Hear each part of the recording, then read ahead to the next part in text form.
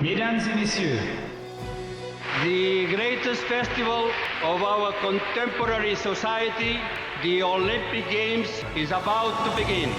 this is gonna be close. Oh! They're all completely gassed! They've given it everything on the global bucket! Oh, yeah! Go! Oh! Brilliant, brilliant, brilliant. But that is an Olympic championship. Ready? Hello and welcome to another episode of Keep the Flame Alive, the podcast for fans of the Olympics and Paralympics. If you love the games, we are the show for you. Each week we share stories from athletes and people behind the scenes to help you have more fun watching the games. I am your host, Jill Jarris, joined as always by my lovely co-host, Alison Brown. Alison, hello, how are you? I don't think you're properly dressed yet again for the show. Where's your face mask? Where's your weapon? Where are my knickers? That's Where are really your the more knickers? important part. Though you can wear sneakers, and we will get to that. Exactly.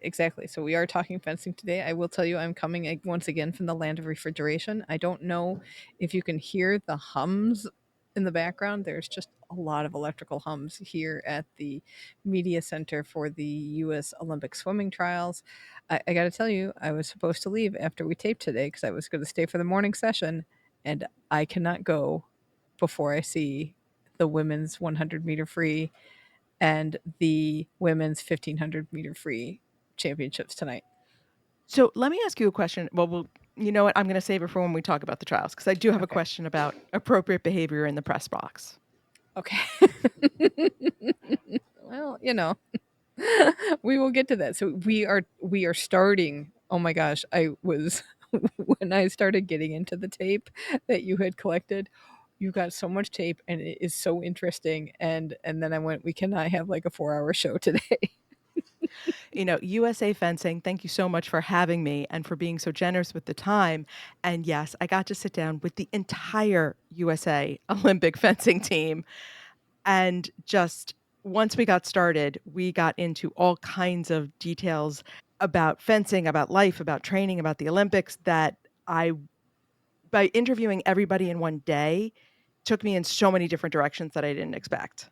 Yeah, and the stories you got were really interesting, especially to get different perspectives on the sport or how they're approaching it or how they think about life and sport and balance and all that jazz. Let's get right to it. Today we're doing Sabre today. So we're doing Sabre. So first we're going to talk to the women. Now this is the team that won gold at the 2023 Pan American Championships. So we have Maia Chamberlain, who's going to be competing in the team event. She was the 2018 NCAA Sabre champion from Princeton. Tatiana Nazlimov also competes for Princeton, and she will be competing in the team and individual events in Paris. Magda Skarbonkiewicz is the youngest member of a team. Talked to her a little bit about graduating high school, and she will be heading to Notre Dame in the fall. She will also be competing in both team and individual. And finally, Elizabeth Tartakovsky, who is the 2022 NCAA individual champion. She competes for Harvard, and she'll be both team and individual in Paris. All right, take a listen to the women of the U.S. Sabre fencing team. Hi, my name is Maia Chamberlain. I want to talk a little bit about women's sabre in the United States, because once it got into the Olympics, obviously there was Marielle Zagunis, and it has become kind of the best event for American women. What about American fencing and women's sabre goes together?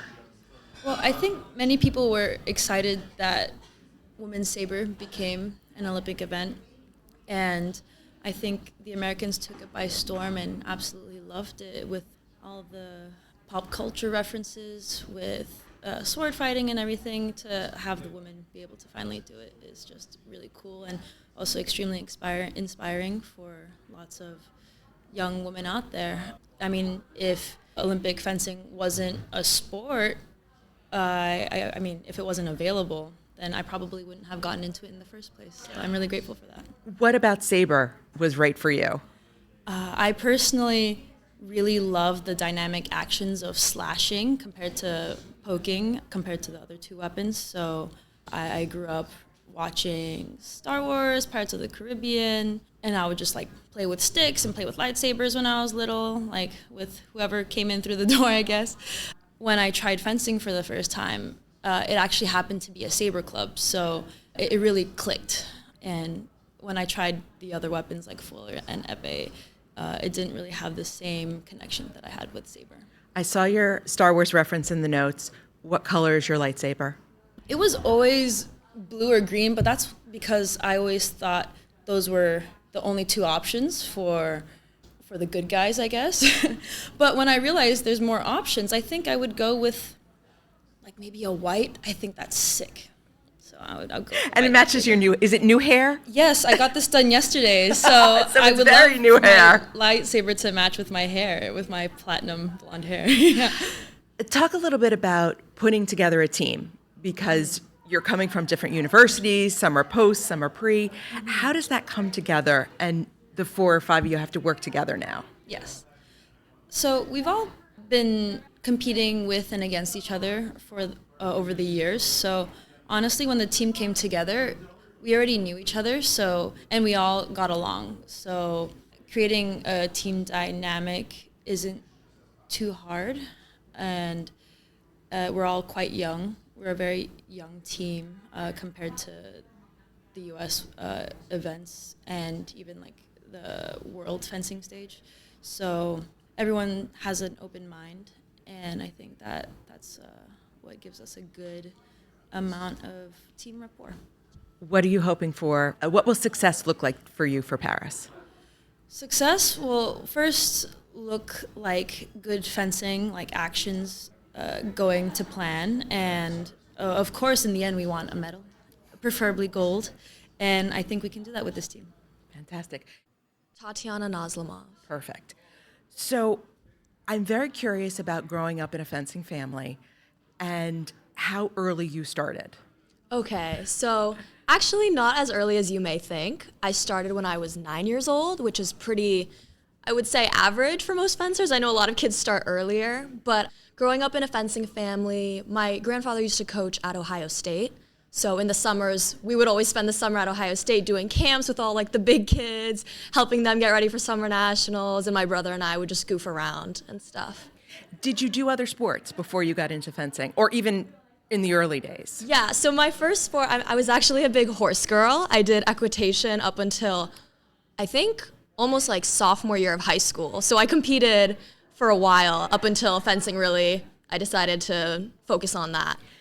Do you feel like that helped your fencing, that you were doing other things? I think it did. It was good to have something else to do, because I know a lot of kids get burnt out, especially because fencing, a lot of kids, they start really early and they train a lot. But it was nice for me. I did fencing 3 times a week, and then twice a week I would go ride horses. So it was good. Are you going to have time to get out to Versailles for any of the equestrian? Oh, I hope so. I know. Our event ends early, so I would hope so. I mean, how cool. I mean, not that the Paris fencing venue is anything to shake Of a course. stick at. Yeah. So why Sabre? Sabre, well, that's just what ran in my family, so kind of passed down the torch. What do you like about it? I really like that it's an individual sport, obviously equestrian fencing, both individual sports, and there's a lot of room for creativity, and I want to say just like freedom, you know, at the end of the day, it's just you, it's a combat sport and you're an opponent, and I like that. One other thing I really like is that everyone knows the same actions, but it depends on what order you use them in, you know, tricking your opponent into thinking you're doing something else. That part of the game is what I like most. How much prep work are you doing against your opponent in terms of strategy? Oh, a lot. So before World Cups, when pools are posted, I always take a look at who my opponents are, and I watch their videos on YouTube, and I create a plan, like 1, 2, 3. What do they do? What do I do? What's the sequence? And how does that limit you? Like, do you feel limited if you have to adjust on the fly? Or how does that play into they change things because they know you're watching them? Yeah, so that's the thing. Honestly, for me, it's really helpful because I just get nervous if I go in without a plan, and I tend to just watch, which in Sabre is a big no-no. So even if the plan is wrong, you know, my coaches always tell me, stick to the plan 100%. If you lose, then you know what to fix. But if you go in without a plan, then there's nothing you can really do. What's your favorite kind of opponent to face? Oh, that's an interesting question. Like tactically? Tactically, height-wise, when you Oh. anything, when you see that type of fencer is going to be the opposite, you're like, okay, I'm going to get to do my favorite thing. I'm going to get to kind of plan a certain way that I love. Yeah, I mean, generally I love when my opponent is defensive because I try to structure a lot of my fencing around attacking. And also, honestly, when they're like pretty fiery, that's fun because I'm normally not super crazy on the strip. And I like to be calm and collected as much as I can. And I feel like that's an interesting dynamic in the bout. So. You said nerves is a problem for you. Yes. How have you been working on that specifically going into the Olympics? Oh, so ever since I was like 10, 12, started competing at the little circuits, regional circuits, I always did it. There's this app, Headspace. Really, yeah. I use it religiously. Shout out to Andy. He narrates all of those packs for me. But it's just a short 10-minute meditation. They have some geared specifically towards competition, and I use those religiously. They've been a big part of my fencing. What has changed in your fencing since you've been at Princeton? Oh, that's interesting. So this year, obviously going into Princeton, I have a different coach and different actions. So I wouldn't say anything has changed, but I do think I have added some actions. So sometimes when I'm at a competition, and my coach at Princeton, Oleg, he works on a lot of counter parries. So sometimes when I score a counter parry, my coach from home will be like, oh, yeah, that's him. That's not me. So. Now, you said Oleg, so I'm curious as to his fencing background as an ethnicity or country where he trained. Oleg? Yes. He in the Ukraine. Okay. Soviet Union. And your family? Also Soviet Union, but Russia. Okay, so was there a difference in terms of their coaching styles and how they would work with Sabre? Yeah, so they actually do have different approaches to similar things. I'd say, I mean, Soviet system is all very similar, but I mean, I think you can generalize by country, like some countries do this more, some countries do this. I feel like in general, Soviet countries are pretty defensive. I asked this earlier of Margarita. Yes. Were you coached in English or Russian growing up? Russian. Do you still think in Russian when you're fencing? Ooh, I would say my thoughts are in English, but all the coaching I'm receiving is in Russian, which is interesting. And when I cheer, though, I don't know if you know, like very common Russian cheer, davai, davai. You hear it all the time, probably. So the urge to scream that slips out no matter who I'm cheering on. Like American teammates, when we're fencing the team event, I always want to be like davai, and I'm like, no, like let's go. Wrong country, wrong country. When you're fencing, do you talk to yourself in English or Russian? I would say just generally, I think I'm American, so I think in English. For Russian, I mean, not for Russian, for fencing especially, it's also English. Yeah. But here's the best question. Do you swear in English or Russian? It depends on who's around, I'd say. What are you expecting of yourself out of Paris? Out of Paris. And also just for your fencing at the Olympics. Yeah. This is a new big thing. I mean, I'm a newbie, obviously. It's going to be a lot. I go in with no expectations, of course. I think it's not good for my fencing when I go in thinking, oh, I need to do this, I need to get a medal, I need to blah, blah, blah. So at this point in time, I'm just trusting the process. I'm going to train as hard as I can for the next 2 months we have, and we'll see how it goes. Did winning the medal at Pan Am change your mental game at all? In terms of, did it give you more confidence or did it put more pressure? I wouldn't say it put more pressure at all. You know, Pan Ams, we have a very set list of opponents. It's a very isolated part of the fencing community, the Americas. But obviously, I think anytime you're on the podium, it's a good reinforcement. It's good for your confidence. How heavy is the saber? I think it's for sure lighter than the épée. Maybe same as foil, maybe a little heavier. But you get used to it. It doesn't feel heavy at all. It's not like, oh, I need to lift. It's never like that. Because it looks that way. It's not at all, yeah. I can show you later. It's very light. Don't let me near a weapon. Okay, sorry. Because I will hurt you or myself. And that would end very badly. They wouldn't invite Probably. me back. Yes. They're waving at me, so thank you, Tatiana, very much. My name's Magda Skarbonkiewicz. We're talking all fencing today, but I have the most important question for you today. Are you missing your high school graduation? Yes.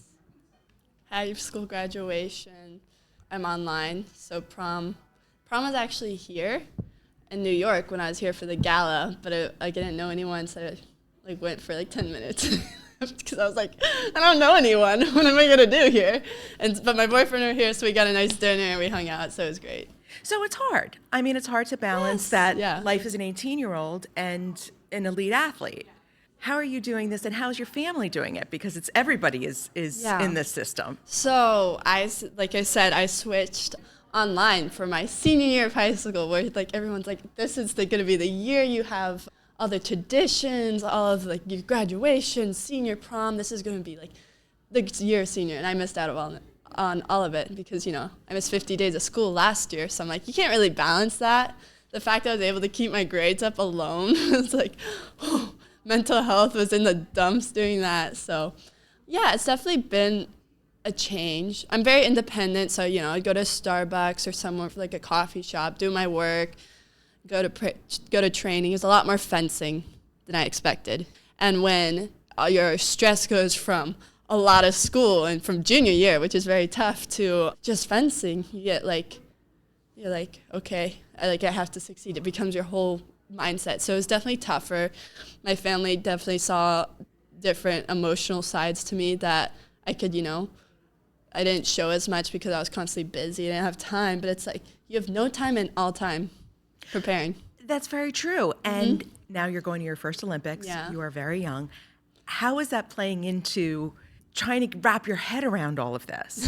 Or are you? I mean, you probably won't even absorb what this all means for 10 years, and that's totally fine. Yeah, wrapping my head around it. So, you know, of course, like for me, I'm not going to actually be like, whoa, I'm at the Olympics, going to be there until I'm there. Right now, it's like we're doing all the little, like the gala, the interviews. It's like, wow, like, okay. But it's just still stressful because, you know, it's like a lot of weight is lifted once you qualify. But then for me, it's my own pressure to perform. And how am I going to prepare for these next 2 months to succeed how I want? Because I want to make changes and adjustments from what I learned. Like, I would like to focus more before events and outside of it. And my dad and I also discussed volunteering probably more before the event because my life has been go, go, go, constantly. Playing, competition, back home, playing, repeat. So he's like, yeah, once you get home I've been gone for a month on my own. Once you get home, let's do some volunteering. Go to a retirement home. I spent like over 50, 100 hours there previous summers when I had time. So do that and get a different perspective on life. It takes a moment to be like, hey, all the other ways, help people out, give back to community. What are changes you're trying to make between now and Paris?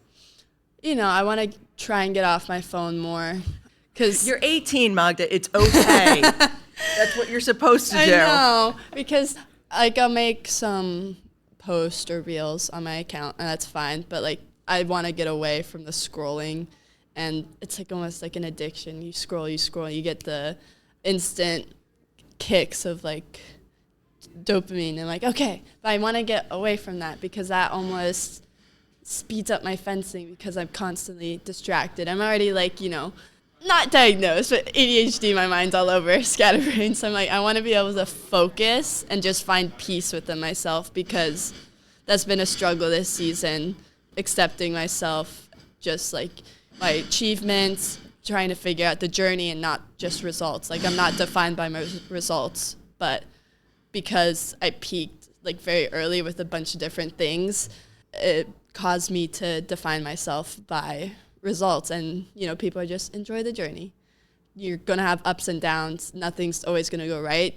Fencing's almost like preparation for real life. I am ADHD diagnosed recently as an adult. So, you know, I hear you. And there's a lot going on. There's a lot going on. It's a lot of pieces. Mm-hmm. You've decided to go to Notre Dame. Mm-hmm. Yeah. Why Notre Dame? I got offers from different Ivies. I had a lot of different places asking me, like, hey, would you want to go? But Notre Dame, my dad has always told me from a younger age, it's like you can balance. The community there, first of all, is amazing. The coaches are so supporting. They're there. And it's, you know, you can balance fencing and school, which is what I'd like to do because, you know, I'm going to go to college, definitely going to want to break after Olympics, but I'm still going to want to succeed in both. And with, you know, I want to be able to go to fencing, go to practice, and then have people be able to help me with school. They said you'll be able to get tutors when you need. There's very supportive all around. You get a lot of equipment, which is really exciting for me. And yeah, I just like to, because my life has always been more fencing than, like I have school, but I wouldn't do the extracurriculars, have a lot of friends. I had to sacrifice a lot. So I like to just be able to, step back and absorb it all. Now, you said you're excited about the equipment. Are you a bit of an equipment head? Well, a lot of my clothes, most of my clothes, 75% of my closet is free. It's been given to me. So I'm like, you know what, Pan Am's, I got so much clothes. I'm like wearing the Pan Am t-shirt today. The jacket I'm wearing is free. I'm like, you know what, all the sports equipment. I'm like, yeah, I like the free equipment when I can take it. Does the spirit of Marielle Zagunis sort of hover over that Notre Dame? Talk a little Notre bit Dame, she also went to my club. When I was 12, 13, I was able to train with her and see how she worked. Her work ethic was next level. It was like watching a movie, how serious she took it, and just how humble she was too after. Like, you step out, you wouldn't be able to guess she was an Olympian because, in the end of the day, fencing is an amazing sport, but you step out, not many, like, I'd love to grow the sport more, but not many people are going to know you, and I feel like you have to treat everyone equal, not like your ranking. So she's won Olympics twice, and it's still like I was 12 and she was fencing me, and she'd treat me and mentor me. So, it's what I'd like to follow and take from her is the humility she had, and that ranking and your results don't define you, but who you are as a person outside of the sport also. I want to scream at you, results don't define you. It's like the mother in me. Yeah. What will success feel like to you in Paris? Success. If you asked me a year ago, I'd probably say a medal. But this year has definitely taught me, like, I haven't medaled this season in any international because I jumped from under 20 to seniors very quick. And so it's tough first. I'm like, okay. Just seeing my work pay off and just growth in myself and being able to change some of the things that I think is taking away from me fully being able to put myself on the stage and do everything I can. Of course, I can't say, the medals don't matter at all. They do. But, yeah, at the end of the day, if I'm not able to do that, I just want to be able to step out and know that I did everything I could. What was that transition like, going from the under-20s up to the senior? What was the biggest difference? How mature people are, how it's not just the fencing that changes, it's mentality. Everything is going to change with how people treat it mentally. And I feel like I had to expedite my mental growth with that this season and try and learn. So I've been it's been very up and down for my mental health because everyone there, it's like they're 25, 30s, like late 25s, 30s. So it's like they've been fencing 10 years longer than me at least. And I'm there as an 18-year-old being like, hey, okay, how do I handle this? So yeah, definitely trying to learn quickly, but it's going to take time. What are you asking your teammates? You have teammates who've been around this sport for a long time. What are they telling you, and what are you asking them about that mental aspect? Just balance, because we get so caught up in the sport. It becomes your whole life. But how do you balance things outside? How do you take a step back and realize, hey, this isn't the only thing for me. My sport doesn't define me, because right now, because I went online, I don't have a whole social group of like crazy friends because I'm constantly going. It's like, how will I be able to, after Olympics, take a step back and not redefine, but just go to college and know that I'm not just fencing. And so we've had dinners, we've hung out so many times, done team meetings where it's just like, okay, we take a step back, no fencing, and we just get to know each other's personalities. And it's been an amazing experience with them, even though I've only had 2-3 years with them, just getting to know them, who you are outside of fencing, outside of the sport. And they've just been so supportive. I could not ask for a better team. When you transition back from juniors to seniors to college, how is it different? How are the tournaments different? The tournaments, like, the kids are younger, or like, I guess the people are more my age, they're less experienced, but then by then I'm gonna have one more year of a youth tournament, and then I'm in the seniors. So I'm gonna be, I guess, almost one of the role models for them. Definitely how people fence physically. It's just, learning. who's had more experience and whatnot. So yeah. And they'll take care of you at Notre Dame. Yeah, I'm so excited. And college fencing is going to be totally different from any of the other fencing. And what I'm most excited for is it's a team, because the sport is so individual. You're on your own for most of it. What I like to say is, like, fencing, you grow up super quickly. You have to mature super quickly because everything's go, go, go. It's like a mini adult world, almost like an adult simulation or something. So I'm excited to actually have like a full team I'm with constantly that's like very supportive, and we get to cheer each other on. It's a team sport almost in college. Your father is your coach. Yes. How is that balance? You know, when are you dad? When are you coach? This season, it's definitely been a learning experience for both him and I, of learning when to take a step back and just have the family relationship, and when to have the coach. So we've definitely had our ups and downs, as anyone would, because I've been at home a lot. So it's like, when does he coach me? When do I be a student instead of a daughter? So, you know, despite the ups and downs, we still have a very strong relationship. And after Olympics, I think we're both going to be able to relax and just be like, hey, let's forget fencing for a hot second. And I'm also going to be graduated, so he'll be able to focus a lot on my siblings more, which I'm excited for. And you'll now have a whole new coaching team. You have a whole new coaching team. Yeah, it's going to be a big switch. Yeah, so how is, even with the national team, you have a whole different coaching system. Yeah. I mean, I don't take it to heart, like, oh, I have a different coach, this is going to mess up everything. No, it's just being flexible. You have to, with fencing, I've learned to be very open, and also missing school constantly. You just have to communicate is a big thing for me, with your teachers, with your coaches, with your teammates. It's all about communication, being open, and just being responsible. Like, hey, I need this, this, and this. I can give you this, this, and this. So yeah, definitely the teachers at my school taught me that, and managing grades. So that's going to be, I don't think, a huge challenge to make that transition. Did you pick your major yet? Yeah, I think I'm going to go with marketing. Of course, that could switch, because I love design, I love art, but I'm like, realistically, you know, I don't want to turn my hobby into my job. So I'm like, hey, marketing's open, it's very creative. You know, things are going to change. I can't say for sure I'm going to major in marketing, but well, that's what we're going in for now. Excellent. Be open. Yes, exactly. To the whole experience. Elizabeth Tartakovsky. Happy birthday. Thank you. I was very excited. I was like, oh, we get to wish her. Sabre. Yes. Why Sabre? The way I was introduced to the sport is because my current coach, he is also a relative of mine. He's almost like a great uncle. His name is Yuri Gelman, and he was the former U.S. Olympic coach for the men's sabre team. And when I was younger, I tried out a lot of sports. Nothing really stuck. My main sport was ballet, and it just wasn't stimulating enough for me. So Yuri told my sister and I to try it out.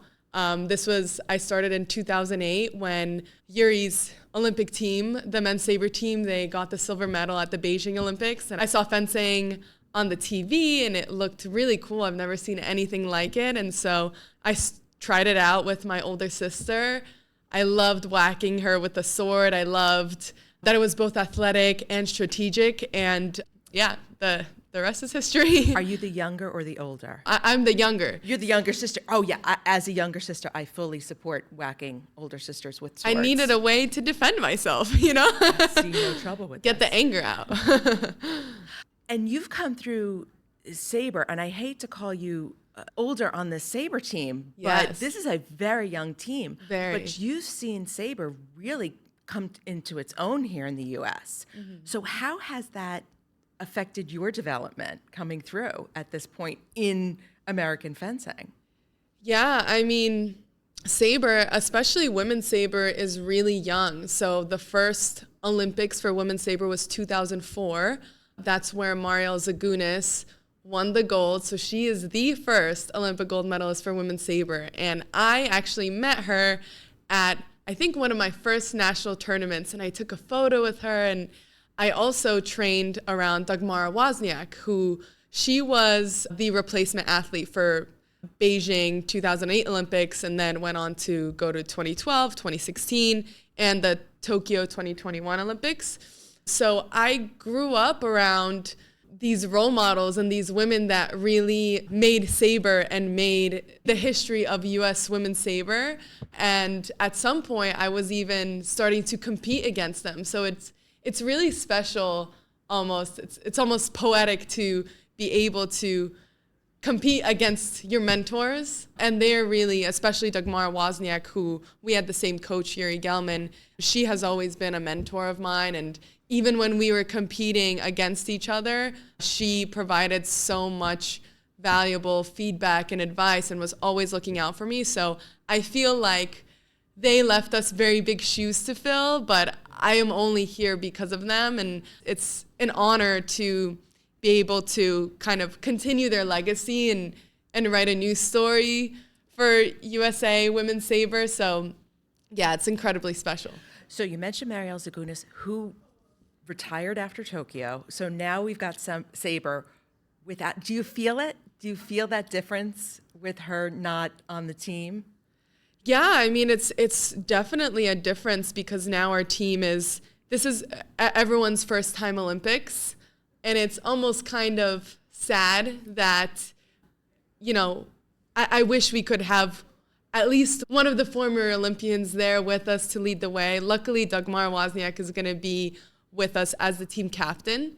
So she's going to kind of help us, show us the ropes. But it's special to be able to now become a leader myself and emulate the women that I saw before me on the team. How is American Sabre viewed around the world in the other fencing countries? American Sabre is viewed as very strong. Historically, our history is very short, but we have achieved a lot since those 2004 Olympics. So the U.S. team is very respected, and I think we've done a good job. Our young team has done a good job of kind of continuing that legacy, and right off the bat, we were in the top 4 in the world for a short bit, which is a huge accomplishment given we're a completely new squad. So I would say that we're trying our best to fill the shoes that were left for us. But I think we've been able to prove that although we are young, we are still the strong U.S. Women's Sabre squad. Fencing's an individual sport, but there is a team aspect, and you are all first-timers. How was that coming together? Actually, what did you do to come together? Yeah, I mean, it took a lot to kind of just get to know each other as people, as fencers. Luckily, we had the opportunity to do some training camps. We went to the U.S. Olympic Center a few times in Colorado Springs, did some training camps overseas, and I think just because we're all from different parts of the country, I mean, I do train with Maia Chamberlain. We have the same coach. Just because we're from different parts of the country, it's really great to be able to go to these training camps, go to these competitions, and hang out together, you know, do some sightseeing, some team bonding, team dinners. We do them pretty consistently throughout the season, and the time together really adds up and helps us just appreciate each other as humans as well as fencers. How is it going from college fencing then to international fencing? When I did international fencing while I was in college, but it is a huge step to graduate from NCAA fencing and just do the international scene. So I graduated Harvard in May 2023, and then I dedicated this past entire year to qualifying for Paris. So this is my first time in my life being almost a full-time athlete, and it's very different because all my life I had to make time for fencing in between my school schedule. I was always a student and then an athlete. So it was almost fun, but it was almost fun to be an athlete full time and prioritize that. But also it does put an extra pressure that now I am training more and the expectations are higher. And additionally, I guess, just because this year is dedicated to Olympics, I had all these expectations of really improving and getting good results. So, you know, it's a double-edged sword. No pun intended. Yeah. What's your mental training look like? Yeah, so in terms of mental training, I have been working with a sports psychologist since I was in high school, and I've been working with him pretty consistently throughout high school, college, and he's been incredibly helpful in just helping me understand all of those feelings and thoughts in my head. I mean, every athlete experiences fear, has to deal with loss, has to deal with doubts. And I think, my biggest realization is that all of those thoughts and those feelings you can't always control. They're going to be there. And so it's really about learning to leverage them and to learn that you can perform at your best even when you're feeling fear, even when you're doubtful, even when, you're just not feeling 100%. I mean, it's incredibly difficult to expect yourself to just feel fresh-headed and ready to go every single day. So the most important thing has just been accepting myself where I'm at and still knowing that I can perform no matter what I'm feeling that day. Let's handicap the competition for Paris in women's sabre. Obviously, the United States is very strong. Who else should we be paying attention to? Yeah, I would say France. Unfortunately, the Olympics are in France, and the French team is very good. So I think they will have home court advantage, a home crowd, but they are very, very strong. I think number 1 in the world and number 2 in the world, they're both French. So they have a very strong squad coming in. I would say also Korea is very strong. Ukraine is very strong, and Ukraine has a very experienced squad. They've medaled previously multiple times, the women that are currently on the team. So all those teams are ones to look out for as well. You surprised me saying Korea because you don't hear a lot about the Asian countries being very strong in fencing. How is their style different? I would say you don't expect Korea just because they're not the traditional European schools of fencing. However, I think they have gotten very good at just producing fencers. So they have very structured programs, training centers, great coaches. And so I would say the Koreans as well, they're very technical. I mean, you can tell they train a lot, very technical, very great footwork, very athletic. And I wouldn't say they have a style that's so much different, right? I think maybe their style is a melting pot of all the traditional European schools, but they're just very, very consistent and very strong. I've been asking people who are bilingual this question because you do speak Russian. Yes. Were you trained in Russian? Yeah. You were. Do you think in Russian when you fence? So no, I don't think in Russian just because I'm mostly exposed to English, but I do speak to my coach in Russian, and he coaches me in Russian, during the tournament, during a match. So you would think I would think in Russian, but I think it does give an upper hand just because, I mean, a lot of fencing there are a lot of Russian-speaking fencers and coaches, but more people understand English. So it is a little bit of a secret weapon that if your coach is yelling something at you in Russian, the other side won't understand. Thank you so much. Let's move on to the men. So the men is the All Crimson, and we do talk with each of them about this. So they all are either at Harvard, were at Harvard, or are going to Harvard. And this is the team that won the bronze medal at the World Championships. So first up is Eli Dershwitz, who we actually talked to at the Team USA Media Summit. I did not get to see him on fencing day. He is the 2023 men's world champion in men's sabre, and he will be competing at both the individual and team event. Filip Dolegiewicz will be in the team event. He's the 2022 Ivy League champion. Colin Heathcock is the youngest man competing for the fencing team. He's only 18, and he is committed to Harvard for the fall. And Mitchell Saron is competing in both the team and the individual sabre events in Paris. And he and Filip are roommates at Harvard, and they both talk about each other in our interviews. Incredible. And another props to USA Fencing for giving you quiet space, because boy, the sound quality you got was incredible. And when we listened to Eli Dershwitz, you get back into the Team USA Media Summit hubbub of excitement. Take a listen. How is it possible for Sabre to be better than epee? Knowing that I met my husband, epee. I would say that if you were an extremely patient person, then maybe epee is the sport for you. I like things to be done fast. I like them to be explosive. I like the aggressiveness in saber fencing. I don't like waiting around for too long. So I think, without saying one's better than the other, sometimes maybe it's just a personality fit where certain individuals fit better into certain categories. And I think he's about to tell you that better people are saber fighters. You know, that's fair.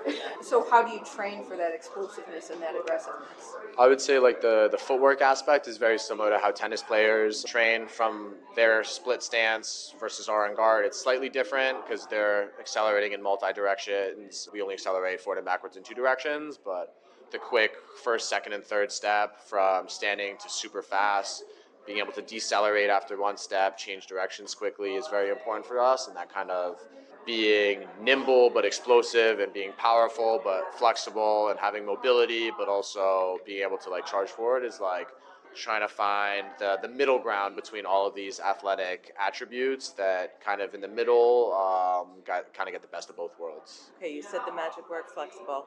Yep. Hard for men to be flexible. I can do a split. Wait, what?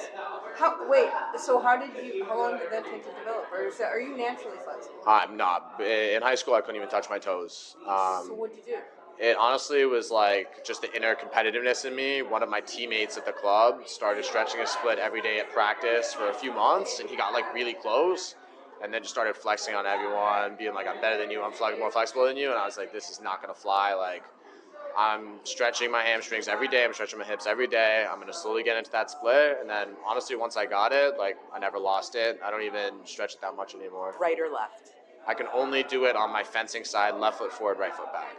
I can't do the middle split or the right side split because that's not functional for fencing. What do you do for cross training? For cross training, I would say like out of season, a lot of hiking, swimming, and tennis are like my main go-tos. In season, I do a lot of like interval sprints, a lot of jumping, single leg, explosiveness, strength training. Just kind of worked a good system out with my trainer over the years where we have a good feeling of what I need to do to become prepared for generating power and speed in the tournament, but also protecting my body, my back, my knee, my ankle, the things that experience a lot of stress from long lunging, and just making sure that I'm balancing out like those two aspects. And go ahead. Oh, sorry. Like with the balance, because you've got one leg that lunges and the other leg doesn't necessarily. So what do you do to maintain balance within your body? It's definitely single leg exercises. You know, obviously being a lefty, my left leg is much stronger than my right leg, but if you do single leg split squats, left leg and right leg, it might be easier on the left side, but your right side will catch up and like the gap will close if you spend enough time doing those isometric strength training. And they're also a little bit easier on the body in terms of like long-term impact on the lower back from like heavy strength training. So I think that's a good system for me. What are the advantages of being a left-handed fencer?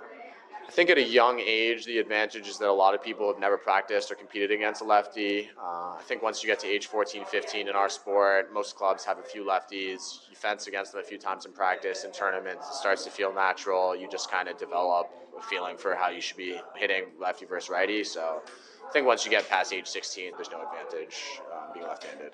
So the U.S. has had a lot of success in fencing lately on the global stage. A lot of Eli success. Yes, and how is that changing the perception of the U.S. from other countries in the world? I think it's interesting because we have a very unique system and circuit in the U.S. that's different from every other country on earth. Pretty much every other country that fences at a high level, after high school, the top athletes go to an Olympic training center that's funded by the government. The national coach is funded by the government. The training is funded by the government, and the athletes are subsidized for strength training, medical help, rehab, nutrition, sports psych, all those things. In the U.S., it's a private club system, almost always before and after the college circuit is the NCAA circuit. And so we need to find different ways of, supporting ourselves, of finding access to high-level training. But it also opens the room to have these like NACs and national tournaments in the U.S. where you have thousands and thousands of kids competing. And when you have numbers that great, all it takes is a few good coaches to produce a few champions. And just, as the sport keeps growing in the U.S., I'm hopeful that those numbers will keep growing and we'll just have a few more people sticking through it after college and just trying to make a quest for a successful Olympic career. Have you seen, since in the time that you've been fencing the sport grow, especially with the U.S. getting more successful? Yeah, absolutely. If you look at a national competition today, honestly, the best Y12 fencer in the country right now would have creamed me when I was Y14.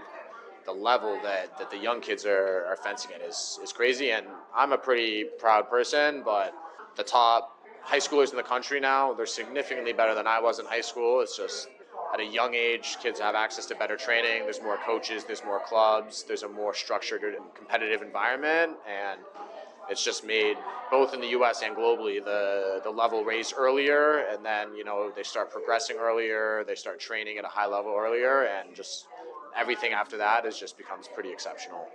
Are we developing our own system of coaches, or most coaches still coming from overseas? Most coaches still coming from overseas. I don't know actually about the true number. Most of the elite coaches are still coming from overseas, but you're starting to see a few more high-level American coaches. That wasn't the case a few years ago. But that's truly what makes the U.S. fencing kind of a little bit unbeatable in some regards. Most other countries have a system where the culture and the country's history affect their style, and all the coaches pretty much coach along the same lines with slight variations. In the U.S., there's coaches from every country on earth, all with different systems that they were brought up in. So you have clubs and producing kids that are fencing at a high level, but completely different from each other. So if I go to a World Cup and I compete against the Germans, if I figure out how to beat one of the Germans, I can probably beat most of the Germans, They're very strong and they're very athletic, right? But they compete with a strategy that is very continuous throughout the country.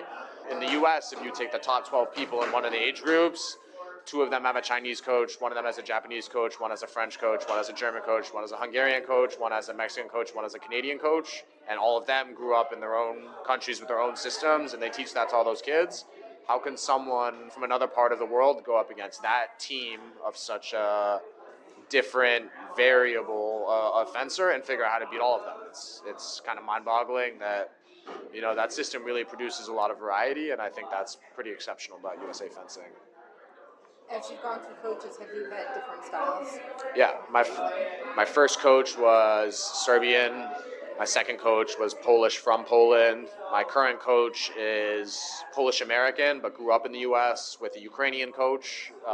So there's definitely a wide variety of technical and tactical assumptions and strategies that they employ. As I've gotten older, I've tried to be a little bit more flexible in taking different aspects of coaching and advice from different people, morphing it into my own personal game. But definitely it's a worldly sport in that regard. Once you're on the national team, does that then make it a little more difficult to gel together when you've got this very different foundation? I don't think so. Most of us have known each other for several years, competing in the college circuit, competing on the national team together. We've traveled together, we've broke bread together, we've gone on vacation together. So there's a tight-knit community, and I think it's actually a plus that we get to train with each other every day, and all of them fence differently, so we're getting exposure to what the equivalent would be of fencing with several different national teams from different countries, whereas most national teams only training with their own country with one style have a very uniform system. We get a little bit more experimentation with our level of training. What changes have you seen, especially when you talked about kids growing up and learning faster and mastering things faster? Are they changing the game? Are you seeing changes in the game that you have to adapt to?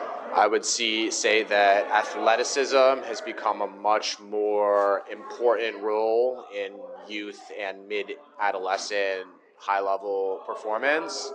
In the past, very few people pre-college NCAA fencing had access to professional strength training, professional rehab, sports med, and just mobility training.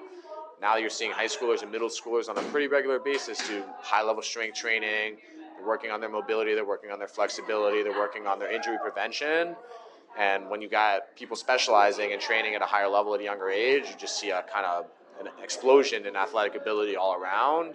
And when everyone's really fast and really mobile and stuff, then certain little details start to matter a little bit more in terms of your strategy and your trickery and creativity in the game. But I would definitely say the athleticism has blown up the last 10 years. How much pre-gaming are you doing in terms of watching film of other fencers? I used to watch a lot more, like pretty religiously. I was like watching video all the time.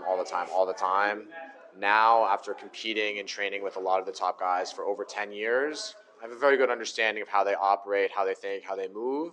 So I might watch a little bit less video, kind of just to see, like, in one moment of time, how are they kind of acting? Are they kind of moving in one direction? Are they moving in another direction? But for the most part, I would say my video analysis has dropped down in duration a little bit the last few years. The analysis, I think, has gotten more complex, but I think once you know people really well, you don't need to watch video to see, how they operate. You're just trying to look for little details in their game. How cool is the venue for Paris? It's amazing. I've been in the Grand Palais one time for the 125th FIE anniversary in 2018. The room is beautiful. It's historical. I'm happy my family and friends and girlfriend and loved ones are going to be there supporting me, and, couldn't ask for a more beautiful place to compete at the Olympic Games than the Grand Palace. I mean, fencing in Paris. Come on. Yeah. Thank you so much. Thank you for having me. For the extra.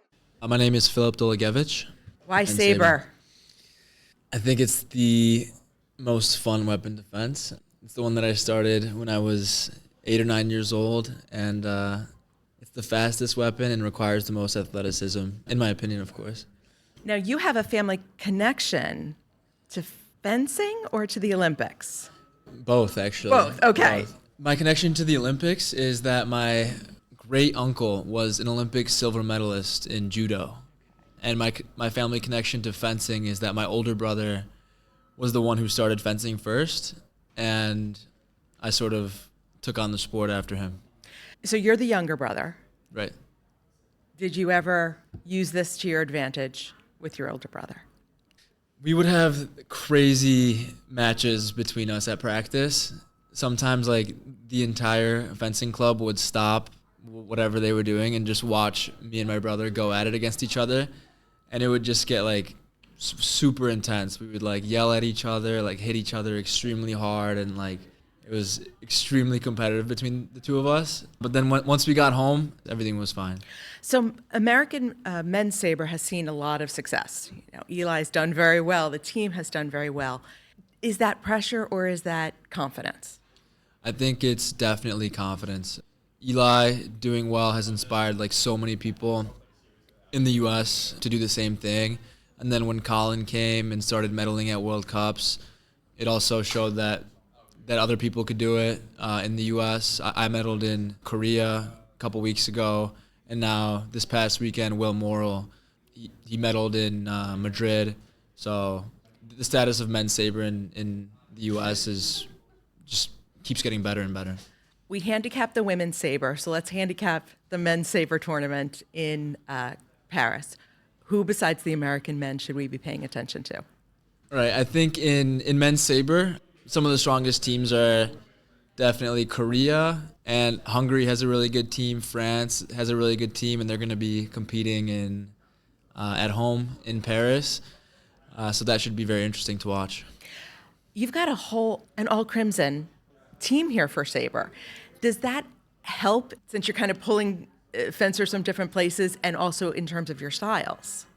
I think it definitely helps the team chemistry a little bit, just because Mitchell and I went to school together. Eli was the assistant coach there.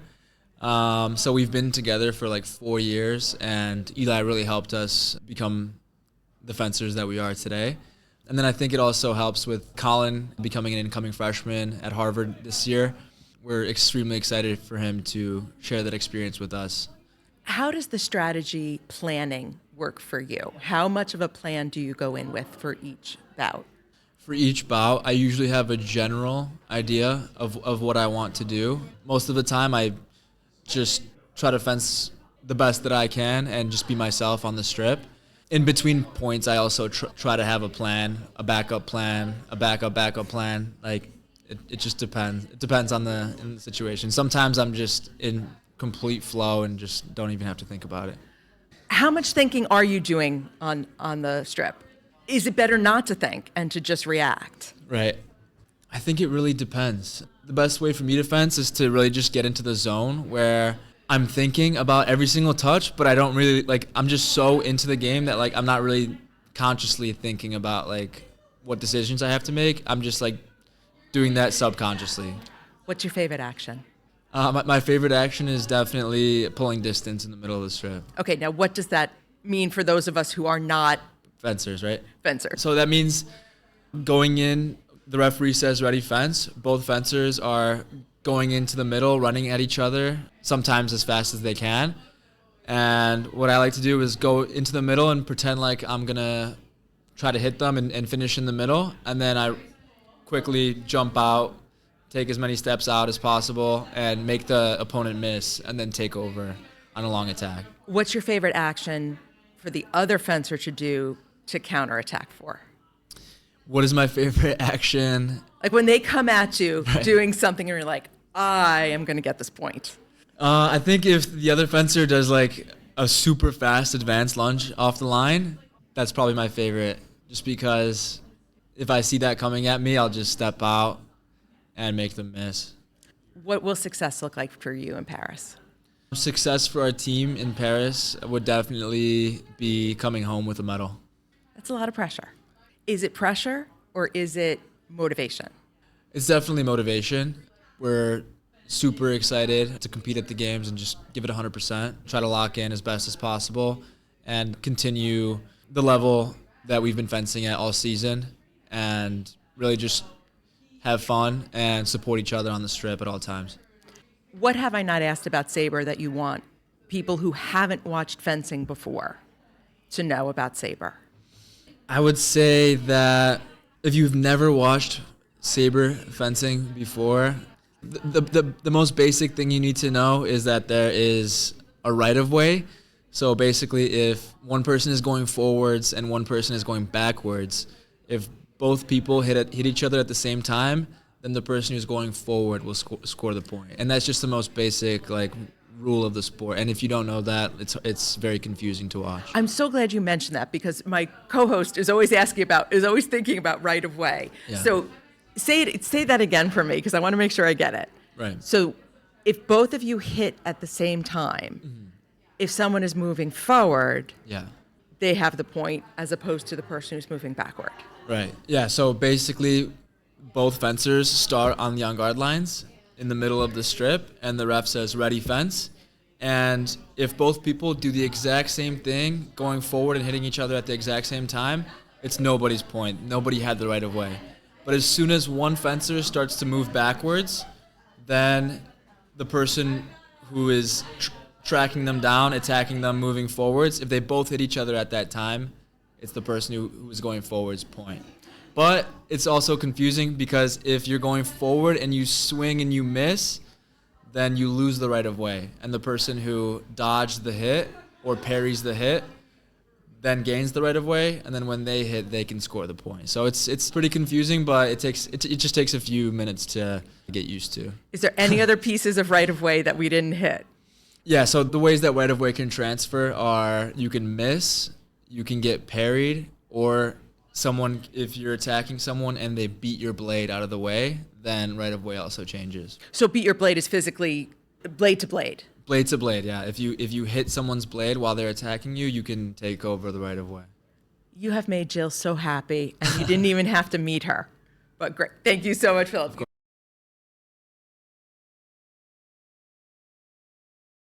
Hi, my name is Colin Heathcock. Are you missing your high school graduation? Yes, I am. See, now the mom in me comes out and goes, so how is that balance between, was this your first season on the senior level? No, I believe this is my third. Third year. Okay, so you were really young when you moved up. And being 18. Talk a little bit about, you're going to high school, you're finishing high school, and you're heading to the Olympics. Well, it was definitely a hard thing to balance at first. Well, pretty much I just tried to find a schedule for me because normally our training ends in the afternoon, and after that I just try to get as much work done as possible, and I just try to go by this schedule like every single day so I can be productive. Sabre? For me, I don't have that much patience. I always like to rush, and the other weapons just took too much out of me, and I just wanted to do something fast and quick. That's why I picked Sabre. Eli said the same thing, by the way, that he doesn't have the patience. So how is it being with your teammates and this new team, this all crimson team now, since you'll be heading to Harvard?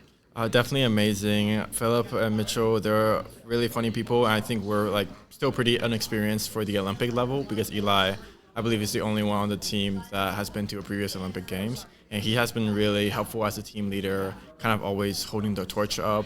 And obviously, not every day, not every tournament we could be strong, we can be at our best, and he's always there to keep us stable and keep us in the game. So he's going to be your coach next year, yes? Is he still coaching at Harvard at all? I'm not sure what his plan is next year, but I know that he coached before at Harvard. What are you looking forward to in terms of going to collegiate fencing? I guess balancing and seeing what fencing is like at college, because I've been told it's definitely a different experience, so only fencing at the senior professional level and to be doing college and the senior. So I'm just looking forward to doing that. How much prep are you doing against opponents, watching video, seeing their style? Actually, before, when I was a little bit younger, I would watch a lot of video every single day. I would just watch pretty much the best fencers fencing and trying to learn as much as possible. But I think these days that because there's already so many things going on, we have so many competitions that are happening, I'm more calm, more just trying to do my own fencing than to watch other people fence. Do you think of yourself as defensive or offensive kind of fencer? Offensive. Kind of both, but more offensive, I think. Okay, so I love asking this question. What's your favorite action? Probably either parry riposte or reprise attack. Okay, explain what those are.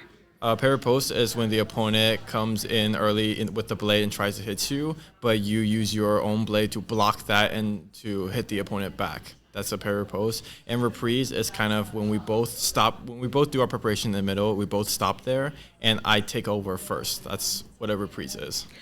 When you're going into a team competition, how much is it you're fencing your bouts and not really paying attention to what your teammates are doing? Or is there more strategy going on together as a team? I feel it's definitely a together experience. It's definitely, we build off of each other. Everybody's match is dependent on another, because if you have a good match, you're going in hot, you're destroying the other person. That gives motivation to the rest of the team, and they're more likely to do well also. What makes you nervous about going into Paris? Because you are the youngest member of this team. And how are you kind of managing that, being in this very adult world and situation? For me, I've always been nervous at every single competition I've ever done, especially in the senior ones. I think I'm becoming more and more nervous, honestly, and I just try to give it my all. One of my, teammates and mentors at the club I'm training at, he always told me to don't fence against the nervous feeling, fence along with it. And I've been just trying to do that for a while. What does that mean? Because if you fence against a nervous feeling, you're going to keep telling yourself that, okay, don't be nervous, don't be nervous, don't be nervous. And that in turn will just make you be more nervous. And maybe you lose a touch, you'll just be more upset with yourself. And it's better to accept that everyone's nervous, you're nervous as well, and just to go along with that feeling and just try to do the best you can. How much coaching are you getting during any bout? Normally, funny enough, I don't really listen to my coach that much when I'm fencing, but definitely during the 1 minute break is where most information gets shared. Why don't you listen, young man? I feel like maybe I listened when I was a little bit younger, but I feel like now I always have an idea of what I should do next. And even if my coach tells me, okay, do this other thing, if I believe that I'm right, I'm just going to do my own thing. How much thinking are you doing on the strip? Not that much. I think everyone's best fencing comes when their mind is blank and they don't even know what they're doing themselves, and the actions are just coming out of them really naturally. And we talked a little bit about strategy. How much are you changing strategies mid-bout?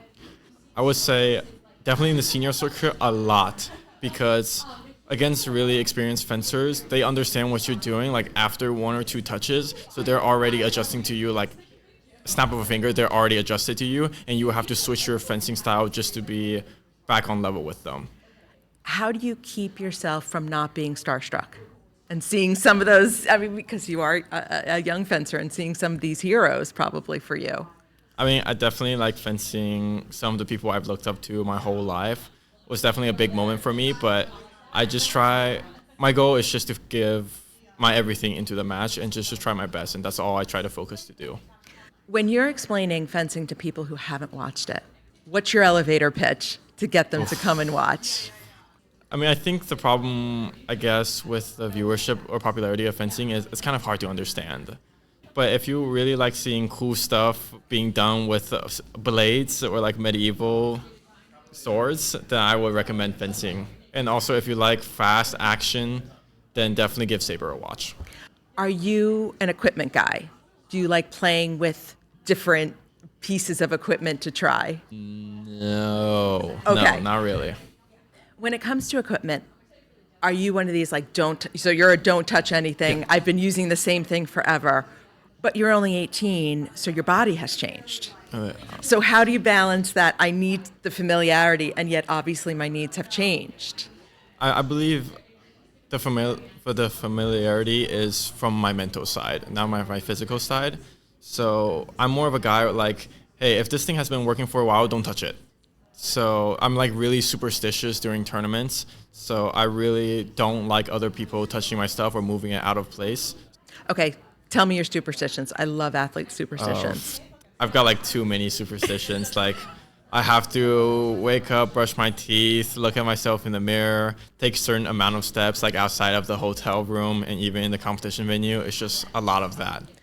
What do you do to keep your head in it when it's a world championship and now you're going to be going to the first Olympics? Just one touch at a time. Just don't think about what's going to happen in the future. I often tell myself that it's not a big deal if you lose. It's not the end of the world. You will keep going and just give it your all. Then you have nothing to be sad for if something happens.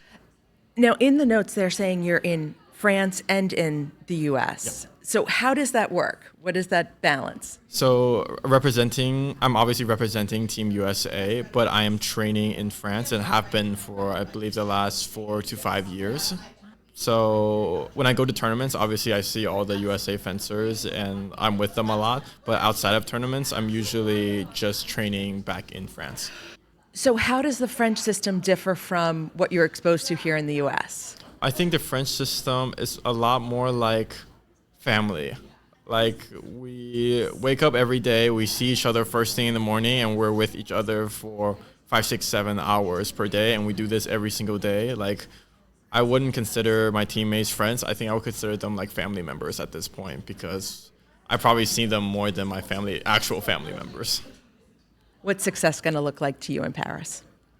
I feel like the goal, obviously, for everyone is the gold medal, at least to get a medal in the Olympic Games. But for me, I think medal aside, it's just to give it my all and to pour everything into each match that I'm fencing and to just prove to myself what I'm capable of doing. Perfect. Great. Mitchell Saron. Why Sabre? Why Sabre? Sabre is the most actual lightsabers in Star Wars. So I saw that Star Wars reference. What color is your lightsaber? I definitely would have said maybe blue in the past, but definitely this year I'm going to go for green. Okay. Be more meditative like Yoda. Yeah.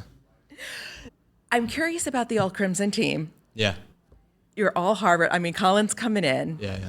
How has that helped the team dynamic? Yeah, I mean, it has taken us very far. The fact that how well the team chemistry is, I still cannot believe it's a full Crimson team, which is awesome. But I think the biggest thing in team fencing is how well everyone can work together.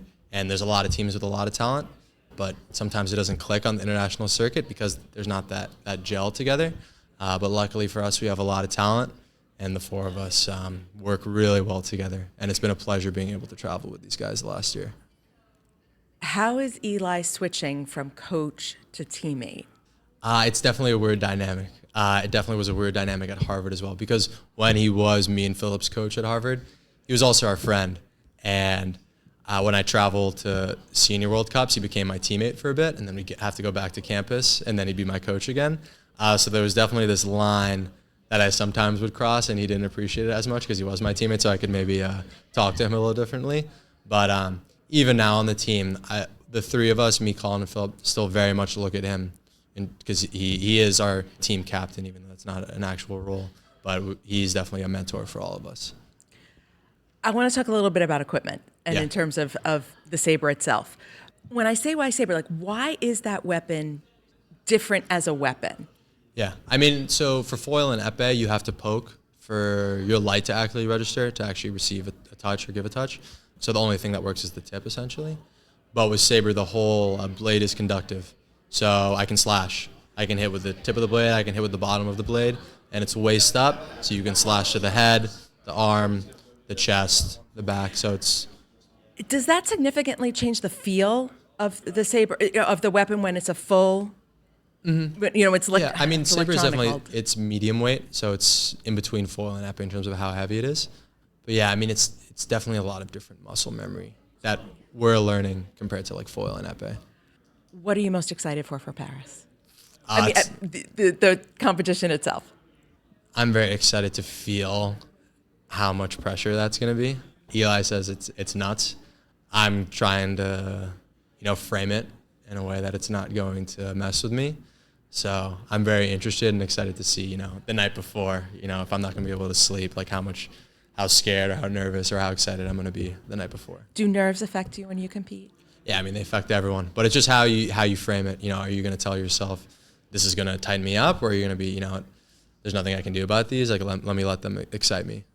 What's your favorite action? Favorite action, counter, parry, riposte. Thanks so much. Enjoy the rest of the day. Thank you so much. We will have links to everybody's social in the show notes, so be sure to follow them and follow fencing at the Olympics. So you know what I've been doing today? What? I have been putting updates for the book. We've got 3x3 schedules. We've got the volleyball draw this morning. And unfortunately, they keep putting the schedules out with just flags. So our ebook will save you from trying to figure out which is Serbia, which is Azerbaijan, which is Croatia, which apparently I am struggling with. But all the updates are going into the ebook. It's the guide for both the Olympics and the Paralympics, all the scheduling, days, times, locations. So whether you're at home or in Paris, this will be nice and handy for you.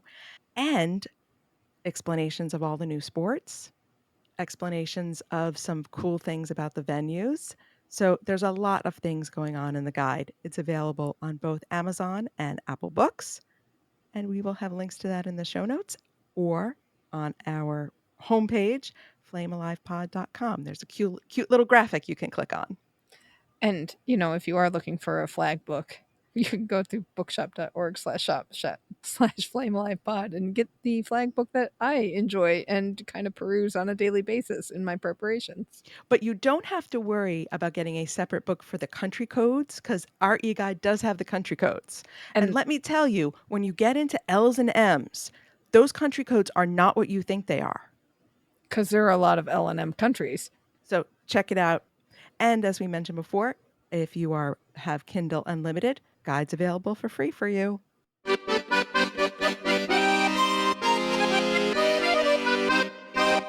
Je ne prépare pas. I had nothing else planned. I forgot that we do a Paris segment and that I have to speak French. So, je ne prépare pas. Well, the Team USA will be préparé in their new kit. If they could see your look. Team USA has released its opening and closing ceremonies kit by Ralph Lauren. As per usual lately, it is very Ralph Lauren. Would you care to describe it? We're a PG rated show, Jill. I don't know if I can describe it without using bad language, but I will try. So the opening ceremony outfit is jeans, a navy blue blazer with some funky trim, a striped dress shirt, and for the men, they get a knit tie. And then the closing ceremony outfit is all white. I can't tell the fabric. It photographs oddly. So you've got white pants and then a white puffy jacket with USA scrawled across the front of it. Okay, so to me, the closing ceremonies uniform looks denim-ish. It also looks very NASCAR. I immediately thought auto racing when I saw this. If you are on social media at all, everyone is saying, when did NASCAR become an Olympic event? That is everyone's reaction to that closing ceremony outfit. The second reaction I have seen is, these poor kids are going to melt in that closing Yes. ceremony outfit, because it's a long sleeve jacket, long pants. It's heavy. It is heavy looking. It is heavy looking, and the front of it is, and it's got a very high collar that buttons up. It got a couple buttons at the top of the collar. It looks a little members only ish, but all like members only / NASCAR, because it's got big USA across the front horizontally, and that's on a navy blue background and a red stripe above and a flag color blue stripe below. But the other element that makes it look NASCAR-y is that there's a bunch of patches on there. Right. So they have the US, sort of a USOPC patch, an American flag. They have the Ralph Lauren logo. And it is like how the NASCAR suits have the patches all over them. Mm-hmm. I would, and I'll check with some of our people who did the modeling, is this actually hotter or not as hot as it looks? Right. And then the pants are white with, it says Team USA down one thigh. And I got to tell you, again, with the white pants. Never a good choice. No, but I think the closing uniform looks kind of cool. It just does look incredibly hot, and it just looks inappropriate for the weather that they're going to have. And it looks inappropriate for summer. Yeah, we joked about the French team and their sleeveless suits, but at least that looked weather appropriate. I take back, France, I am so sorry. I take back everything you said, because at least you weren't trying to give your athletes heat stroke. I mean, the opening ceremony outfit is not much better. It is jeans, a long sleeve dress shirt, and a blazer and a tie. Yes, well, that's hot. And I get that you want to dress up. I don't even know where to begin on this. There's a lot of conversation going on in our Facebook group if you have not been there yet. We had a comment on the fact that the Ralph Lauren logo is bigger than the USA flag, which I thought that was very interesting, very astute. And a lot of people said the top doesn't match the bottom.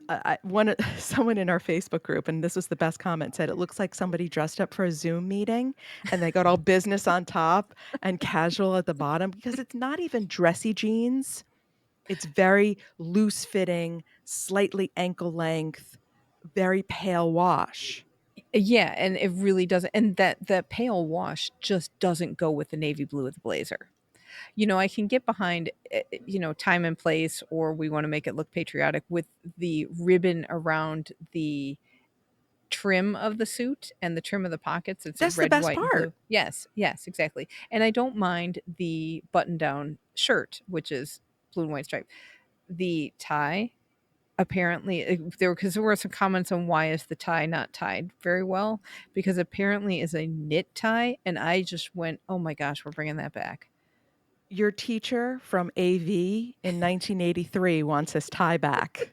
That is exactly what I thought. I thought of my 5th grade teacher and those ties, and they don't work. They don't work for anybody. And what's most disappointing to me is we saw that pop-up shop at the Team USA Media Summit from Polo and Ralph Lauren, and they had some beautiful pieces in there that would have been so classy and so practical and really pop on television. I mean, we posted the pictures of them, and then they came out with this. So it's not that Ralph Lauren isn't capable of creating something that isn't a little progressive, yet calling back to history, because it is like, I really think Team USA just needs a new provider, because we're just getting the same thing recycled over and over and over again. And I understand many different bodies, many different sizes, many different shapes, and you want to accommodate. And then you don't want the men's uniform to be too different from the women's, because if people aren't comfortable being too one or the other. But this was just a fail all the way around.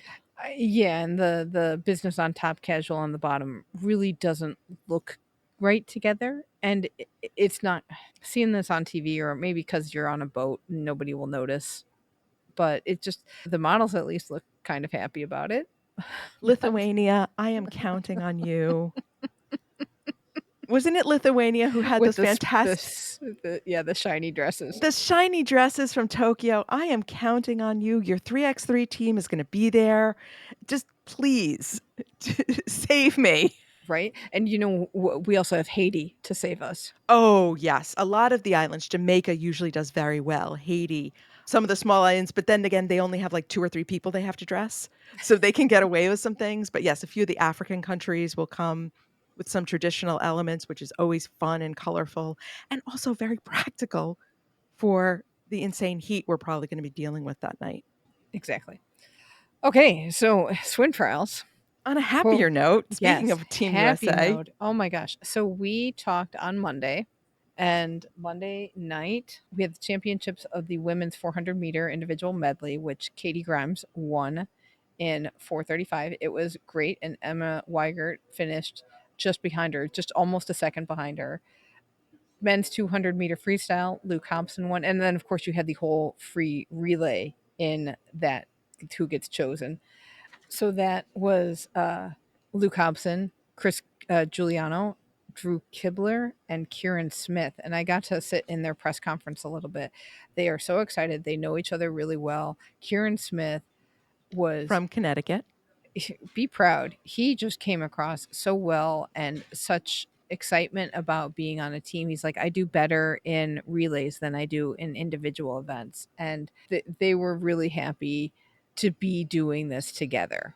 And that's really exciting to see. Ryan Murphy made his 3rd Olympics in the backstroke. He won the 100 meter backstroke with a time of 52:22. And then we also had semifinals of the women's 100 meter backstroke, where Reagan Smith got an American record in the semifinals. And we also had the championships of the women's 100 meter breaststroke, which, because you wondered how loud it was, and I sent you some audio. I just took audio of that race because Lily King was in it, and Lily King was she's a local and a favorite. Yes, local favorite. So many people out here to see her. So excited to see her race. She got first. Emma Weber got second. And our Lydia Jacoby got third. She was 0.67 seconds behind. That was really sad to see, to be quite honest. She looked good going into the race. And I figured out, because last time I told you that they look slower in person, I think it's because where I'm sitting, because I only see them going out and coming back, and it just looks like it's taking forever for them to get to the edge of the pool, the far end of the pool, and forever for them to come back. But I'm learning to watch both the pool and the Jumbotron, so that the Jumbotron is showing you the side angle that the audience sees. And that's when you can tell where they're faster. That's where you can tell who is ahead, unless you're Katie Ledecky in the 1500, where you have no problem. Unless you're like, how many laps is she ahead? We'll get to that. But it was really tough to see Lydia get third. A lot of people were really feeling for her. Yesterday, Tuesday, she announced on Instagram she was scratching from the 200 meter breast. She actually came down to the mixed zone yesterday, did 5-10 minutes with the media, and I'm going to pull some more stuff from that. But she said that the 200 meter, she just entered for fun. It's not really her race, and she was going to see how she felt when she was here. Maybe she'd do it, maybe she didn't. And she said, look, yeah, I could swim it, but it's not my best. Let me give somebody else a chance. Let me not take that place away from somebody else who could get into the semis, who could get into the championships. So that was really thoughtful of her. I thought she's obviously processing a lot of stuff, and it's interesting to see her work on processing it. She honestly, she's like, I don't know if I can watch when it's time to watch for Paris. She just says, I got a lot to process. I don't know how long it'll take, and it's going to take time. Did she say anything about not feeling good, being hurt, being like that's something? No, or it wasn't her day? No, it just turned out, it seems like it wasn't her day. I have to go back to the tape and watch it. But I thought it was just really classy for her to come to the mix zone and make some time for the media, because that was a really tough day. Who else came down to the mix zone yesterday, which was a little bit of a surprise, was Kelsey Worrell Dahlia Kelsey had been at Rio 2016, and then she did not qualify for Tokyo 2020. She's now coaching. She coaches at Notre Dame right now, but she came through, and I got to ask her what it was like to process that emotion of not being able to go to the next Olympics. And people were asking kind of what it was like to be here, and she's still working through that. Like, you could tell that it was still tough to be here. She said that, okay, it was tough not to go to Tokyo, but she did some other stuff. Like, they did some volunteer work and did other trips to take her mind off in a way with her family. But you could tell just there was still some emotion about being at trials and some emotion still about not having made it the second time. So we'll try to put some more of that video up, probably in our group. It's kind of long. Yeah, I hope Lydia was so sweet when we spoke with her at the Team USA Summit. So poised and articulate, and seemed like she had her head screwed on straight for a 20-year-old kid, you know, having become famous very young and kind of exposed. And my heart just aches for her. It really did. That was a hard race to watch. And that was even before she scratched the 200. And I'm glad that she clearly has got the right support around her, and the media was respectful to her. And the outpouring of love that I saw on her social media was fantastic. So send her a note on Instagram and X, and just, we love her so much, and I hope she comes back. I mean, she's a young swimmer. She's still doing a couple more years of college swimming. So LA is not off the table for her. Not off the table. There was some hesitation about, does she want to keep swimming or not? So I think right she now, took some time. I mean, this week is not the week to ask her that question. No, and it's one of those. I think she took some time off after Tokyo too, and just kind of reassessing, what do you want to do, and making sure that swimming and being an athlete doesn't define her life, because she knows what kind of track that can send you down. And when you put your whole life and everything you invest into this one thing, when it doesn't come through for you, you're just more devastated. So I think she's working really hard on having other interests, making sure she's well grounded, and it's really hard to do. It's really hard not to get sucked into swimming as your life, but I think she's trying to do a good job at that. So that was Monday night. What else did we get? Oh, we also had the women's 200-meter freestyle championships, which also that created a relay. Katie Ledecky won that. Also going as part of the relay are Claire Weinstein, Paige Madden, and Erin Jamel. So that was a fun night, of course, the championship ceremony. Have you seen this championship ceremony yet? No, I haven't. I don't think they're airing it on NBC. It must be just on the Peacock feed.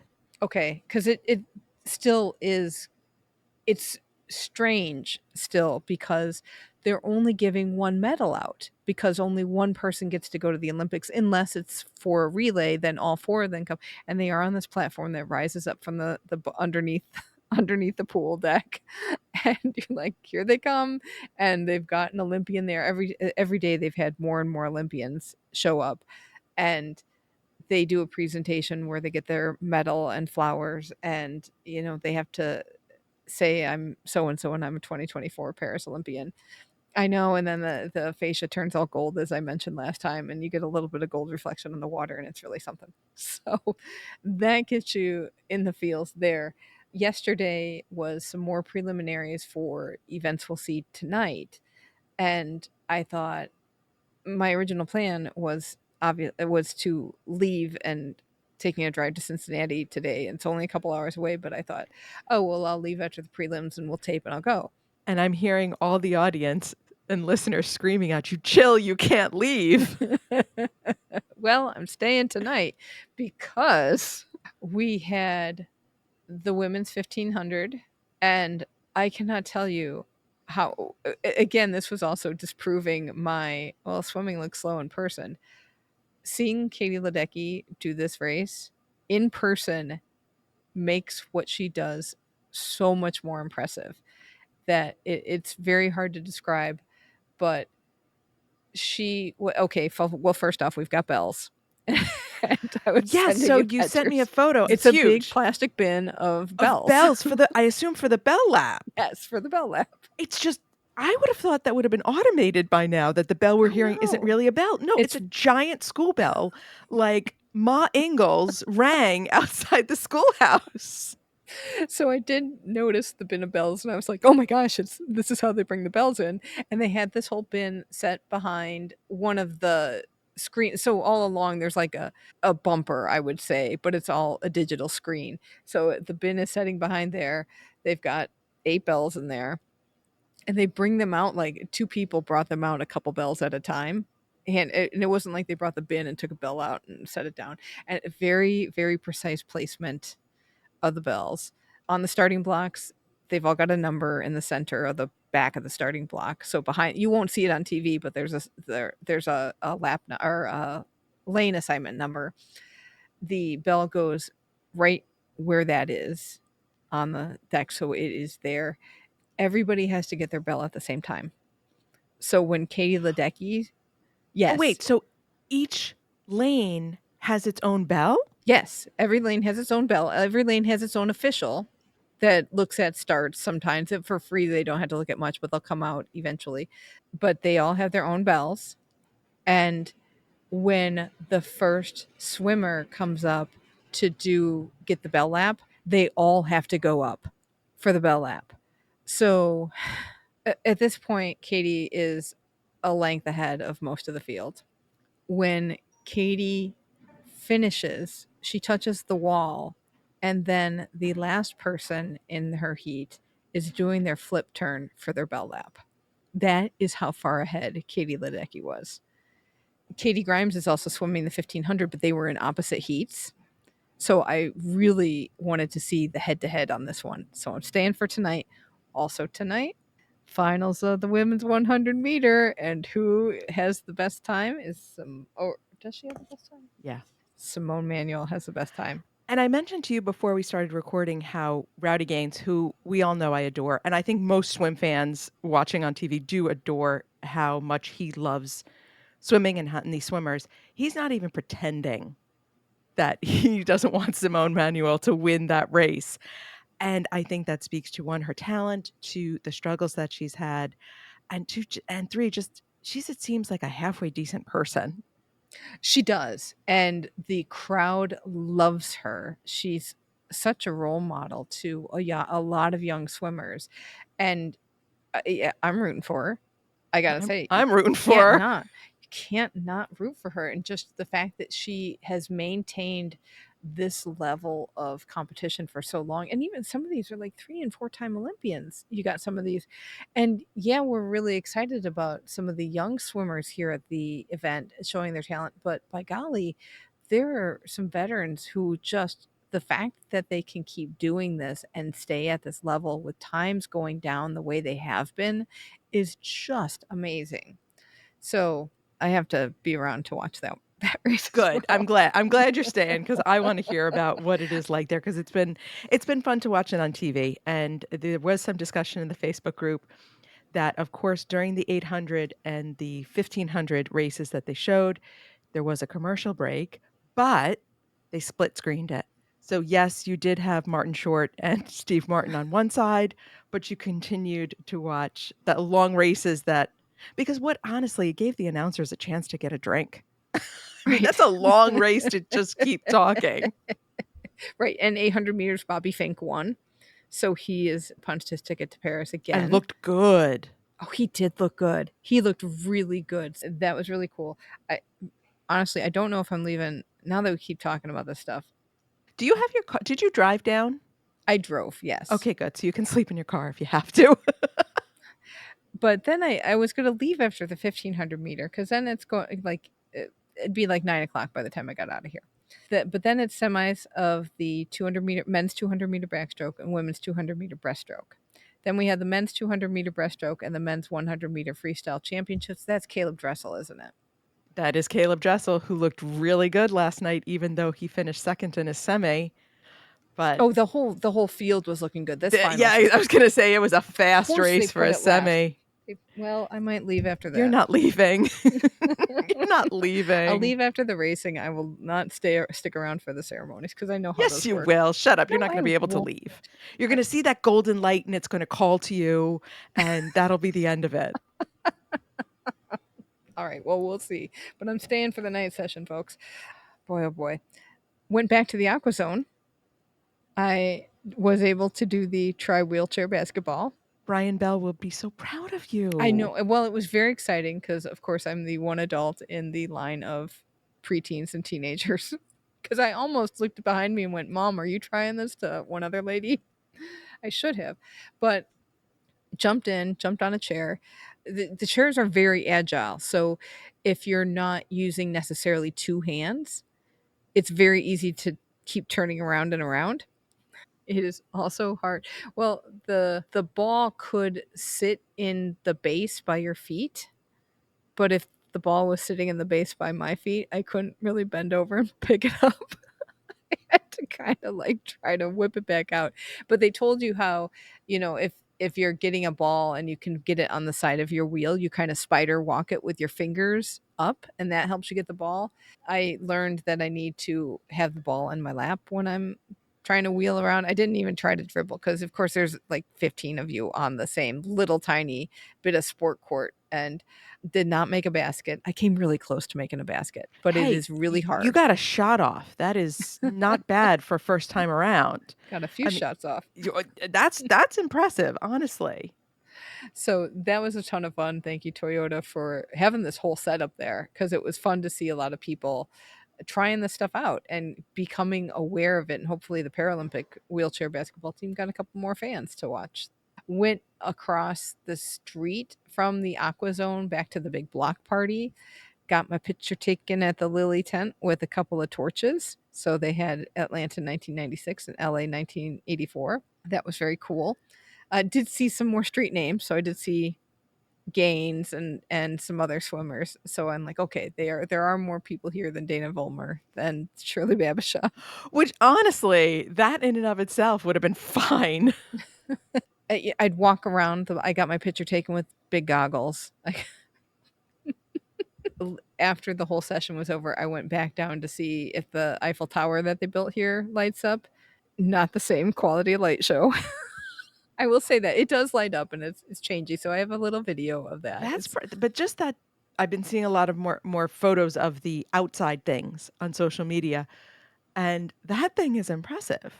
It's very impressive that people just welded this together. It was a project, and kind of want to know where it's going next, like the Birmingham. Like the Birmingham Bowl. That's a very good Birmingham question. Bowl. Maybe I can find out. Oh, you know what else was fun last night when I was walking around the stadium? There were, you can't believe how many kids are here trying to get autographs. So it's like where the athlete entrance is. Usually a whole bunch of people are waiting for athletes to come out to get stuff autographed, which is really cool. But also, like, teams are here to watch together. And last night I saw, after the session, like a swim team sitting down and their coach was doing like a debrief with like, what are we seeing? This is what it takes. And it hit me in some feels. And then me being me, I noticed that the back of his shirt said Sidious Altius Fortius. And then I immediately thought, one of the worst decisions that the IOC has done in recent years was add a fourth word onto the Olympic motto, because I can never remember what it is. It's dumb, is what it is.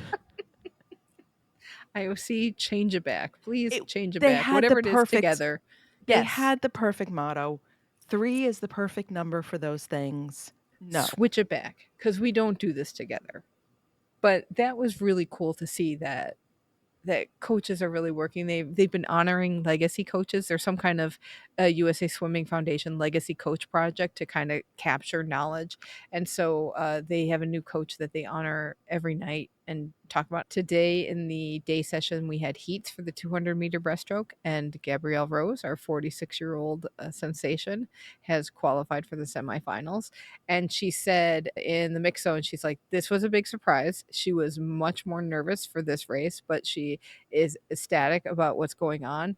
She was able to execute the plan she had and is just thrilled with getting to go on. So I am looking forward to watching the semifinals. And I will say that it has been so much fun to meet and hang out with listeners, Patrick from Chicagoland and Meredith and Nicholas from Olympic Rings and Other Things blog. Patrick and I have never met, which is amazing. I know. But we got to hang out. I got to sit and hang out with him for a while. We were watching the afternoon session, and it was like being with friends. Same with Meredith. I hung out with her and watched the afternoon session, and it was like hanging out with a friend. So, Shukflastanis, thank you for being so cool. Thank you for being friends. That's like seriously, you don't realize until you actually meet them. And please, if you are going to Paris, let us know what events you're going to, because we would love to stop and say hello. And we obviously don't know how strict our media seating is going to be, but if we can hang out for a little bit at an event, that would be just amazing. It would be awesome. So we've got, some of you have let us know what you're seeing. We're trying to put it all together so that we know as we try to figure out our schedule. But yeah, I would love to meet more of you because you all are awesome, awesome people. Welcome to Shukflastan. It is the time of the show where we check in with our team Keep the Flame Alive. These are past guests and listeners of the show who make up our citizenship of our very own country, Shukflastan. First up, Andrew Capobianco and partner Quinn Henninger were beaten by only 2 points at the U.S. I know, it was a rough watch. The U.S. Diving Olympic Trials in the 3-meter synchronized springboard. Andrew will be competing again on Saturday in the individual 3-meter springboard. And this came down to the last dive. It was a heck of a competition. Wow. Oh, well, good luck, Andrew, going into your individual event. Hope that pans out for you. And Ashland University is raising money to build a pillar to honor alumna Katie Moon, our pole vaulter, and that pillar is going to be located outside the school's new field house. So we will have a link in the show notes on how you can give. And that is going to do it for this episode. Let us know what you think of saber fencing and your thoughts on Olympic swim trials, although a lot of you have been talking about it in the Facebook group. Oh, wait, we didn't even talk about the world record. No, I'm sorry. We're not done with the show. Go back to, I'm sure everybody has been yelling and throwing their phones because we did not talk about Regan Smith's world record that happened last night in the 100-meter backstroke. Yeah. That was incredible. First off. Second off, I have some answers for you on what it was like to swim backstroke in the stadium. Well, clearly they had no, the scuttlebutt that I was reading about in some of this, those times will be slow. And Regan Smith said, hold my beer.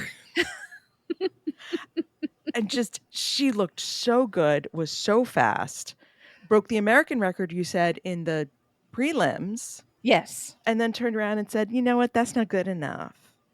Right. And she said, I didn't swim a perfect race. There were things on that race that I could do better.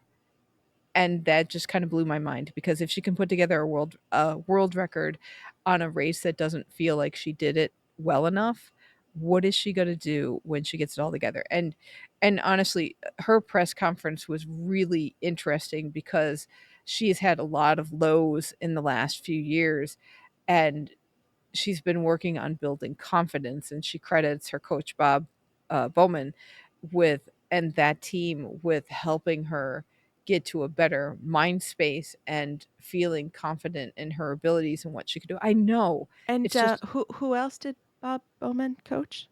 Michael Phelps. Yeah. So she's really believing in herself more, and the times are starting to come. And she was talking a little bit also about what it was like to swim in a football stadium. And she said it's really exciting because the crowds are incredible. The interesting thing about swimming under a jumbotron is that when you're on your back, you can see yourself because there's screens, and you can see that the race is going on. And so she also could see, at least in the semi, she could see the world record line. And she's trying to actively avoid it, and she didn't want to think about that during the race. So it was work to not look at the screens like that. But otherwise, beyond not letting yourself get extracted by the Jumbotron, it's like swimming in any other pool. So I know that some people, she said, I know some people were worried about the ceiling is too high. Are they going to have a hard time staying straight? And I could tell, I think I kind of hugged the lane line coming home. She knew she didn't have a perfectly straight race, but she said, well, but that's all right. But it felt typical, which was good. Yeah, just a world record. No Right. problem. Good Right. job. Don't you love it when these, and I still say kids because she's still so young, when these kids get it together at the right time. You know, when they're able to perform in the way that they are capable of at the trials, at the Olympics, at the Paralympics, those moments when they can rise up to those moments. Yeah, and it was interesting because she was also talking about logic, and she has struggled with separating emotion from logic. And when she lets emotion get in, that's when her times go down, and that's when her performance goes down. And she says really good swimmers are just focused on the logic element of it. So basically, Spock would have been Phelps. Yeah, probably. And she's done that over and over, is let her emotions take control, and that's really just done a spiral, in a sense of, you let the emotions take control, it factors into the race, you don't produce as good results, your confidence goes down, and then it's just put that on repeat. But she's really starting to do a good job at staying logical and knowing what she's capable of and knowing what she does in practice, knowing what her abilities are. And she thinks that's what's really taken her as far as it has. So it was just really refreshing to see how forthcoming she was and getting that insight into what makes elite athletes tick, how you get great performance, and even elite athletes can have really cycles in how well they do. So really, I don't know, it was really cool to hear her talk and start listening about process a little bit. Yeah, so yes, I did not forget about the 100 back. We just have a lot of show notes to go through. So that'll do it for this episode. This time we really want to know what you think about saber fencing and the Olympic trials. All right. You can find us on X, YouTube, and Instagram at Flame Alive Pod. Send us an email at flamealivepod@gmail.com. Call or text us at 208-352-6348. That's 208-FLAME-IT. Chat with us and other fans on our Facebook group, Keep the Flame Alive Podcast, and sign up for our weekly newsletter with even more Olympic and Paralympic info for you at our website, flamealivepod.com. And you know what? I had some thoughts on Rowdy Gaines. Because you had a really good Rowdy Gaines story. Oh, you know why? Because I got sucked into watching Rowdy Cam footage. Thanks for linking to that. Well, on Monday, we will still be talking swimming, so we can finish up. So we'll have Jamal Hill, who is a Team USA Paralympian in swimming. We'll finish up with Jill's stories from the U.S. Olympic trials. Probably some Rowdy Gaines talk, because who can avoid that? And so much more. So much more. It's a busy week. It's a busy week. All right, friends. Thank you so much for listening. And until next time, keep the flame alive.